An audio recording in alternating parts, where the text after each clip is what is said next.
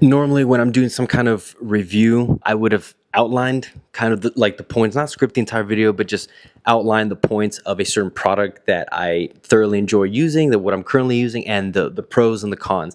This time around, I don't really have a whole lot of time. The time actually escaped me a little faster. Every Canon shooter, you should know about this. If not, here's your first introduction. But you've got prime lenses and you've got zoom lenses. Now that goes for every ecosystem practically, but there is a particular lens. So this one right here, the L series, you'll know it if you don't by the red line. This one particularly is the 24-70. I wanted to just record this video because I had to rent this for an event because I typically shoot on prime lenses. I've never really had a whole lot of experience with zoom lenses before, so this was my introductory into that world.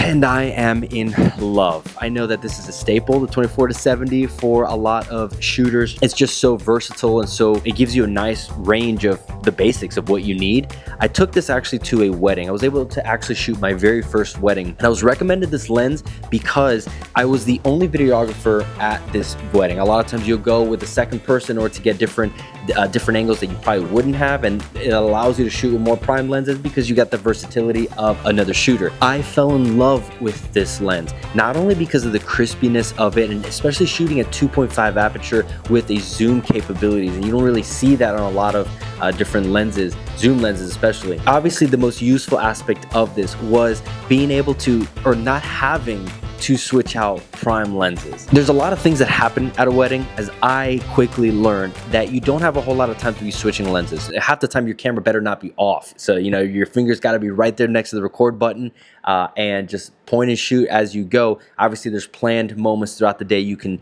plan for, but there's just a lot of things that can happen that you really should be able to capture. This allowed me to do that at different focal lengths, and kind of giving the video the feel that there were multiple different angles being shot, maybe different, it looks like different shooters at this event, but it was all done because I was running around like crazy. It was a hot day, so I definitely burned my calories. But this lens was awesome. This lens, I would highly recommend this. The only reason I haven't bought it just yet is because of the price. So I will be renting it out for some future trips that I've got coming up, but hands down, probably the next purchase I will do. I was between this, if I liked it or not, and an FPV drone.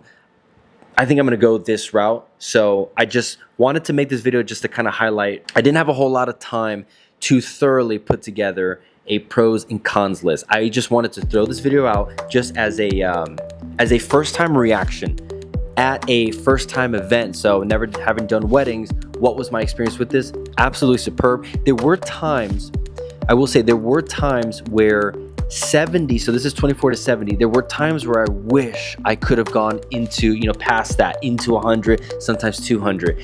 The compression on the 70, it was great, and I just wanted more. So I think my ideal garage would be a 15 to 35 millimeter for the close-up vlogging style shot, 24-70, just a wide, versatile range, and then the 70 to maybe 200. Just to give you those nice compression shots, because at 70 I was left wanting more, and at times I did have to actually move up a little closer, whereas if I had something more than a 70, so those would be two lenses I have no problem switching between, 24 and 70, and then a 70 to 200. I think that'd be chef's kiss. So, but yeah, the L series, I'd heard a lot about it. This just pops up everywhere as just one of those high-end lenses that you eventually get to because it's so versatile. But my first experience, hands down, awesome lens. I'll definitely be renting it again before I purchase, and hopefully next time putting together a more comprehensive review. This was just more of a first-time experience, like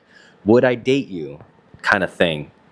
That's weird, but I'm also returning it tomorrow, so it's difficult parting. In fact, this is actually, I switched over to my 35. This is actually the first time I've disconnected it from the camera in 7 days. That's how long I've had it. So a little bit of a bittersweet moment, but you will be missed, buddy. You will be missed. That's all I wanted to say. We'll see you guys in the next video.